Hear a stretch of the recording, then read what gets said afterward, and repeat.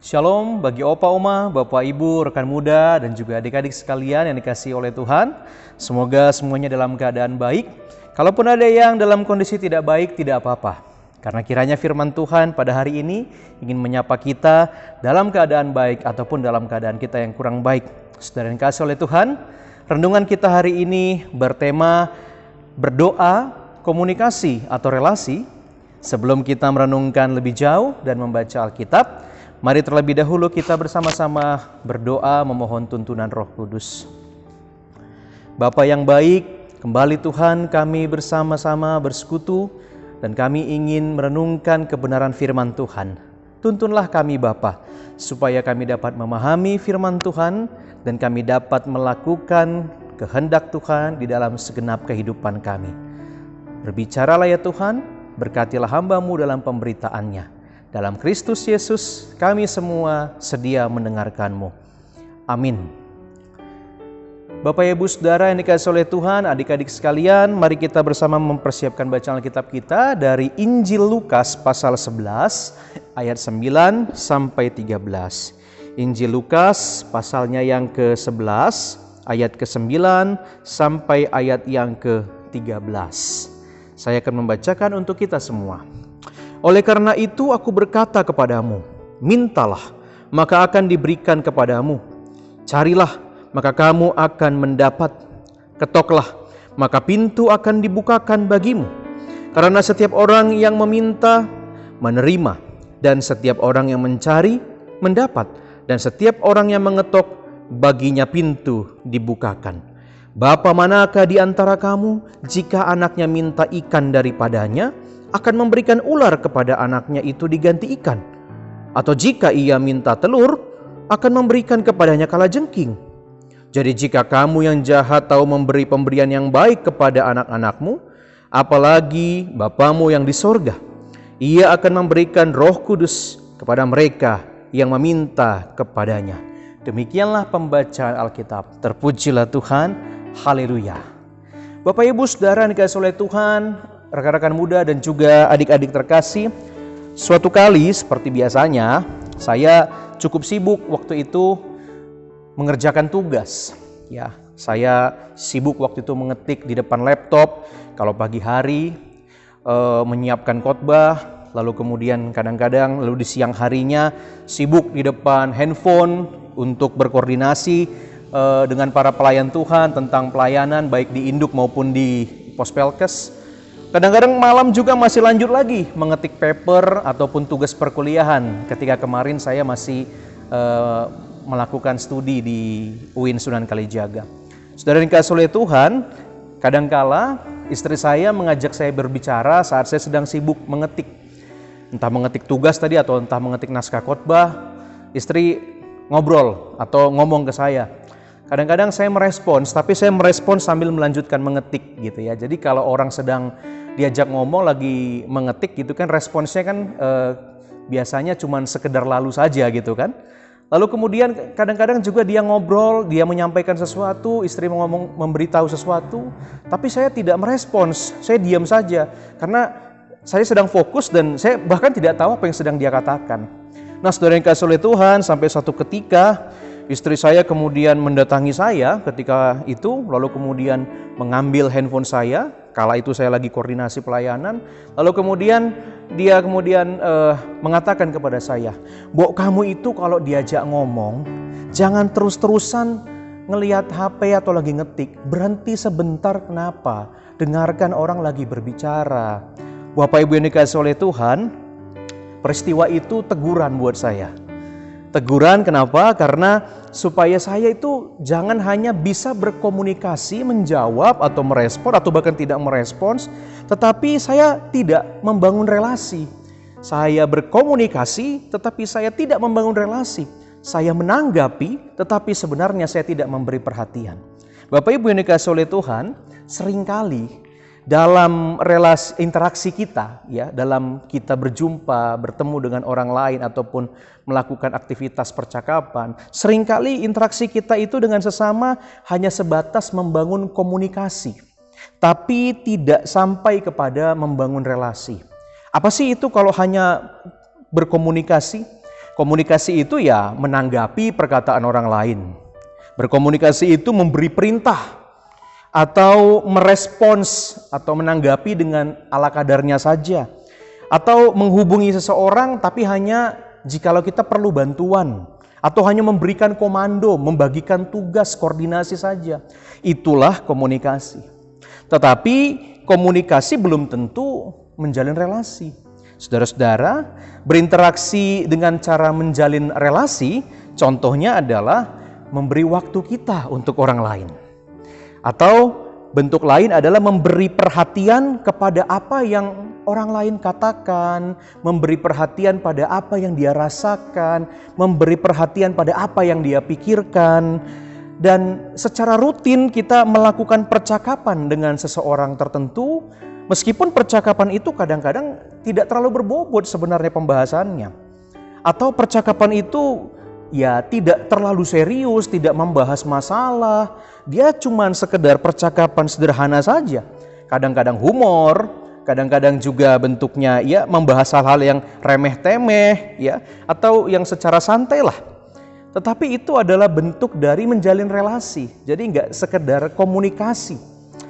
Nah, saudara-saudara yang dikasihi oleh Tuhan, koordinasi atau komunikasi belum tentu relasional. Nah, ini menjadi perenungan menarik di rumah tangga Bapak Ibu Saudara bagaimana kira-kira? Apakah Bapak Ibu Saudara di keluarga atau saudara-saudara rekan-rekan di pelayanan, apakah hanya berkomunikasi atau membangun relasi? Sikap kita kepada anak, sikap kita kepada istri, sikap kita kepada orang tua kira-kira hanya menanggapi, meresponi, menyuruh, meminta tolong, atau juga di dalamnya ada relasi yang sungguh-sungguh di dalam setiap penugasan, dalam setiap komunikasi kita dengan orang lain dan seterusnya. Bapak Ibu Saudara yang dikasihi oleh Tuhan, dalam kerangka berpikir inilah saya juga mengajak kita merenungkan tentang makna dari doa. Doa itu adalah sarana kita berinteraksi dengan Tuhan. Dan di dalam interaksi kita dengan Tuhan juga bisa terjadi dua aspek. Bisa jadi di dalam doa itu kita berkomunikasi atau berkomunikasi dan berelasi. Pertanyaannya Bapak Ibu Saudara, apakah kita ada di posisi hanya komunikasi dengan Tuhan, berbicara kepada Tuhan hanya ketika kita perlu, atau kita juga sampai pada yang namanya berelasi dengan Tuhan. Bukan hanya ngomong, tetapi menjalin kedekatan dengan Tuhan. Rutinitas percakapan dengan Tuhan. Enggak hanya selalu ketika ada list doa kita baru bicara sama Tuhan. Tetapi juga ketika kita punya sesuatu, kita punya curhat, kita punya hal-hal yang kita syukuri atau hal-hal kecil kita komunikasikan dengan Tuhan. Kita muliakan Dia.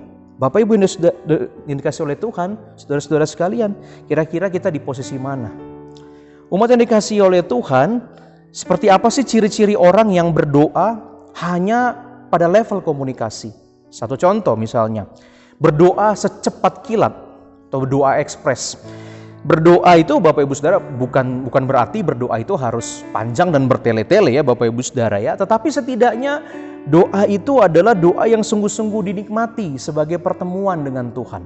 Doa yang sungguh-sungguh adalah momen kita berjumpa dengan Tuhan. Bapak Ibu yang dikasihi oleh Tuhan nih, doa yang ekspres atau doa yang secepat kilat ini biasa terjadi saya amati pada saat orang berdoa makan ya. Doa makan pribadi tentunya. Ya kalau doa makan komunal kadang-kadang panjang sekali malah. Bapak Ibu dikasihi oleh Tuhan, saat kita doa pribadi kadang-kadang kilat luar biasa cepat begitu ekspres. Entah mungkin karena takut keburu dihinggapi lalat makanannya atau makanan yang hangat keburu dingin, atau takut lauknya, ayamnya begitu ya, daging ayamnya dicuri teman. Bisa saja bikin alasan ya. Bapak Ibu Saudara, tapi ini hal yang sering terjadi. Doa yang begitu kilat yang sebenarnya tidak dinikmati. Bapak Ibu yang dikasihi oleh Tuhan, saudara-saudara, rekan muda, adik-adik sekalian, berdoalah dengan tenang, dengan rutin. Karena itu adalah kesempatan kita berjumpa. Bukan hanya sekedar komunikasi, ngomong, tapi sungguh-sungguh berelasi, menikmati hubungan kita dengan Tuhan. Saudara yang dikasihi oleh Tuhan Yesus Kristus, yang kedua, ciri dari yang tadi disebutkan dalam bacaan yang saya ajak kita renungkan bersama, yaitu tentang doa yang hanya sebatas komunikasi. Misalnya adalah berdoa saat hanya ada keperluan atau saat ada pergumulan saja baru berdoa. Saudara yang dikasihi oleh Tuhan, coba bandingkan antara anak jalanan dengan anak sendiri gitu ya. Anak yang ada di pinggir jalan yang meminta-minta dengan anak sendiri atau adik kita. Apa perbedaannya Bapak Ibu Saudara? Mereka itu sama-sama seringkali ya meminta kepada kita. Anak jalanan kan juga meminta-minta. Anak juga kadang-kadang minta, adik kita kadang-kadang minta. Tapi apa perbedaan dari karakter permintaan mereka?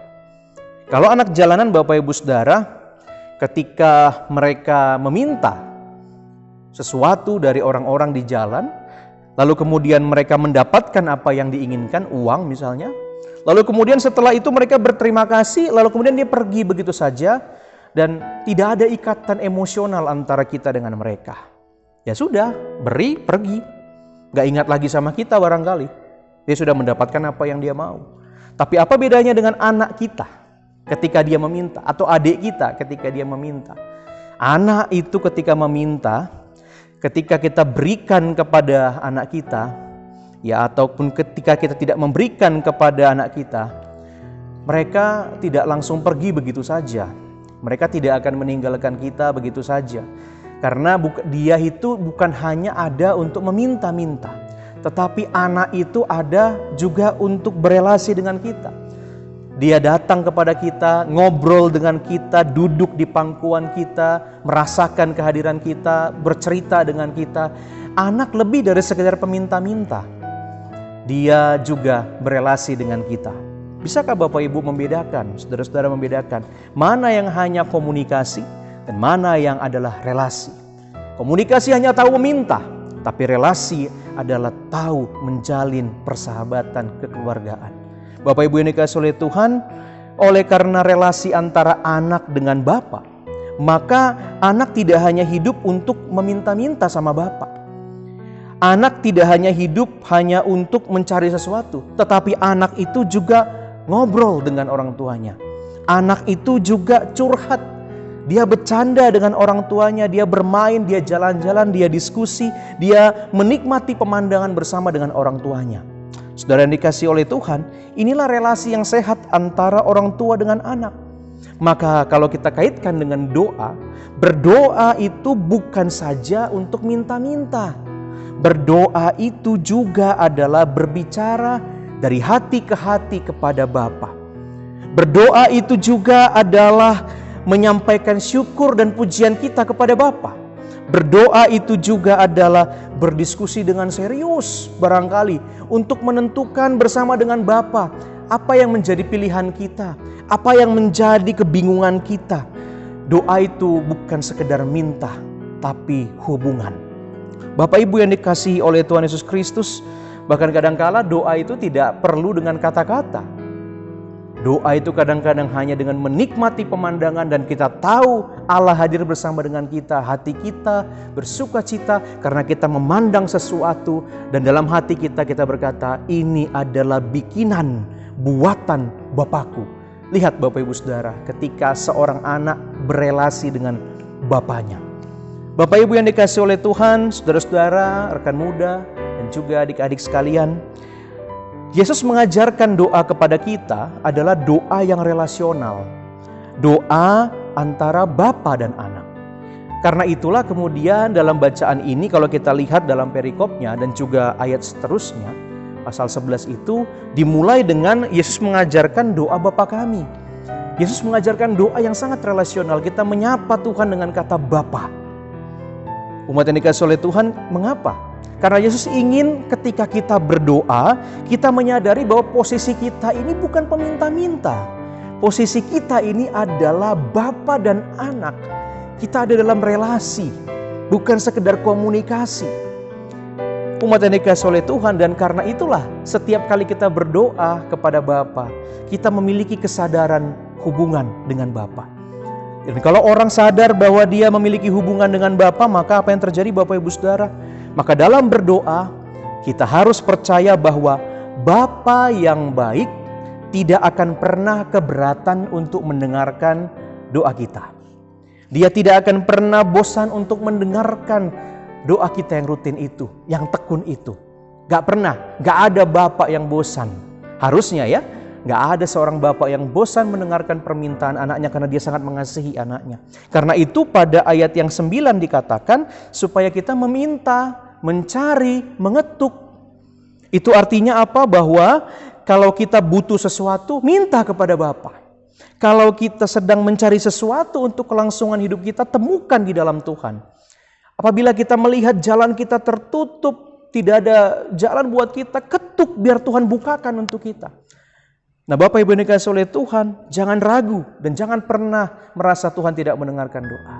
Yang kedua, kalau kita berdoa dalam kesadaran bahwa kita ada dalam relasi dengan Bapa kita, maka ketika kita berdoa, kita harus percaya bahwa doa kita itu didengarkan oleh Tuhan, dan dalam hal pengabulan doa kita, dalam hal respons Tuhan tentang doa yang jenisnya permohonan itu, misalnya, Tuhan itu tahu apa yang terbaik untuk kita.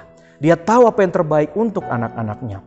Karena itu Bapak Ibu Saudara yang dikasihi oleh Tuhan, di dalam ayat 11 sampai 12 digambarkan bahwa bapak-bapak duniawi saja tahu kok apa yang terbaik untuk anaknya.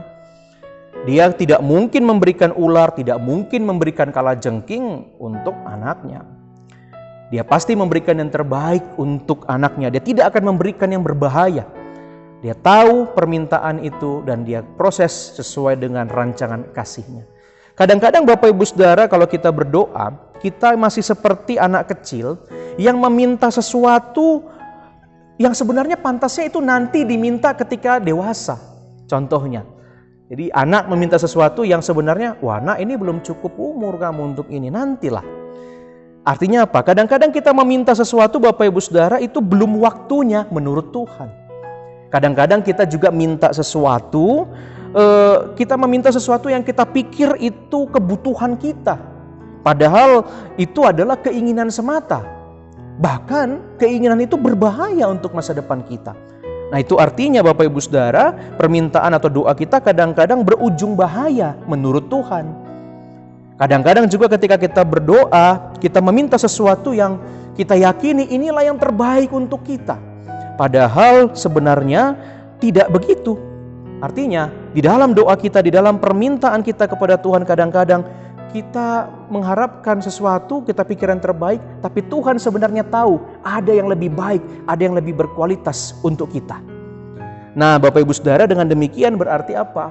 Doa kita, permohonan kita, kalau belum terkabul, Bapak Ibu Saudara, hari ini kita belajar bahwa seharusnya muncul sikap saling pengertian antara anak dan Bapa. Kalau doa kita belum terkabul, itu berarti Bapak Ibu dikasihi oleh Tuhan, Tuhan atau Bapa kita sedang merencanakan yang terbaik untuk kita. Dia tahu apa yang tidak berbahaya untuk kita. Dia tahu apa yang berkualitas untuk kita. Dia tahu apa yang tepat pada waktunya untuk kita. Jadi kita sebagai anak tidak akan kecewa harusnya ketika doa kita belum dikabulkan. Karena kita percaya bahwa ada waktu Tuhan. Yang terbaik, Dia tahu pemberian yang berbahaya atau tidak buat kita. Bapak Ibu yang dikasihi oleh Tuhan Yesus Kristus, karena doa kita kadang-kadang tidak tepat, maka Tuhan Yesus bilang sama kita di bacaan kita pada ayat yang ke-13 bagian akhir, dikatakan di sana, Ia akan memberikan Roh Kudus kepada mereka yang meminta kepadanya. Artinya apa? Doa kita hendaknya meminta Roh Kudus. Supaya apa? Supaya doa-doa yang tadi kadang-kadang tidak tepat itu, karena ada Roh Kudus dalam diri kita, jadi kita bijak dalam meminta. Kita juga sabar di dalam menunggu, dan juga kita tidak akan kecewa kalau doa kita barangkali tidak dijawab persis seperti keinginan kita. Kalau kita meminta Roh Kudus, maka Tuhan akan memberikannya. Bapak Ibu yang dikasihi oleh Tuhan, opa oma, rekan muda, dan juga adik-adik sekalian, mari kita evaluasi doa-doa kita, agar jangan doa-doa kita hanya sebatas komunikasi tanpa kedekatan dengan Tuhan. Agar jangan doa kita hanya meminta tetapi tidak menjalin hubungan dengan Tuhan. Ingatlah bahwa doa adalah berkomunikasi dan menjalin relasi. Berdoalah dalam segala perkara. Jangan hanya ketika ada keperluan baru berdoa. Berdoalah dengan bercakap-cakap. Berbicara gembira seperti anak-anak berbicara dengan orang tuanya. Berdoalah Bapak Ibu Saudara menyampaikan keinginan hati kita. Jangan ragu karena Tuhan sangat mau mendengarkan permintaan dan isi hati kita. Dan juga Bapak Ibu Saudara yang dikasihi oleh Tuhan, saudara-saudara, bila doa kita belum terkabul, jangan lekas kecewa. Karena firman Tuhan berkata, Dia tahu waktu yang terbaik, Dia tahu bentuk yang terindah, dan Dia tahu kapan saatnya yang paling baik diterbitkan, dimunculkan, dihadirkan untuk kehidupan kita. Bapa akan memberikan yang terbaik sesuai dengan waktu dan rancangan kasih-Nya. Tetaplah berdoa dan menjalin komunikasi dan juga relasi. Amin. Mari kita berdoa. Tuhan, terima kasih untuk firman-Mu yang kami renungkan bersama-sama. Kami boleh belajar Tuhan bahwa di dalam berdoa kami diingatkan supaya kami menyadari bahwa doa adalah relasi kami sebagai anak dengan Bapa. Dan dengan demikian ya Tuhan, kami belajar bahwa kami tidak perlu sungkan untuk menaikkan doa. Kami belajar juga bahwa Tuhan sebagai Bapa pasti akan memberi yang terbaik. Dan kami juga belajar Tuhan bahwa dalam berdoa hendaknya kami seperti anak yang tidak hanya meminta-minta, tetapi sebagai anak yang meminta dan juga menjalin relasi dengan Bapanya di sorga.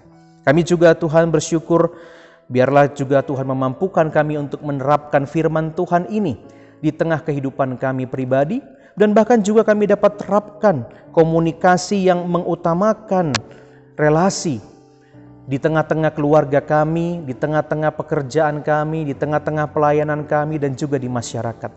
Supaya kami bukan hanya pintar berkomunikasi, tetapi juga bijak dan mau membangun relasi. Sebab komunikasi tanpa relasi hanya akan menghadirkan kejemuan, hanya akan menghadirkan pertengkaran dan salah paham. Tetapi komunikasi disertai relasi akan menghadirkan sukacita, damai, dan cinta kasih. Tuhan Allah kami berdoa, biarlah Tuhan terus memberkati setiap rumah tangga, setiap keluarga, dalam segala pergumulannya, dalam setiap doa-doa yang dinaikkan. Tuhan berikan selalu topangan, kekuatan, kesabaran. Dan kami percaya Bapa, Engkau menyediakan jawaban terbaik. Hadirlah Tuhan memberkati setiap keperluan keluarga, berikan kesehatan bagi semua keluarga, dan juga Tuhan berikanlah Bapa berkat-berkat-Mu melimpah, mencukupi semua keluarga. Bapa yang baik, kami juga terus berdoa, kami masih di tengah-tengah masa pandemi. Tuhan menopang kami, melindungi kami, menjauhkan kami dari paparan virus COVID.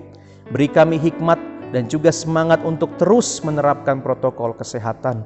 Tuhan juga menuntun agar bangsa ini segera lepas dari masalah pandemi ini. Dan Tuhan memberkati pemerintah dalam upaya yang dilakukan, supaya dengan hikmat daripada Tuhan, bangsa ini Bapa dapat melaksanakan upaya-upaya pencegahan dan juga terlepas dari pandemi COVID-19. Allah yang baik, terima kasih untuk kasih-Mu bagi hidup kami dan keluarga kami. Berkatilah kami selalu untuk hadir terus menjadi saluran berkat. Demi nama Putra-Mu Yesus Kristus yang mengajarkan kami doa yang begitu indah.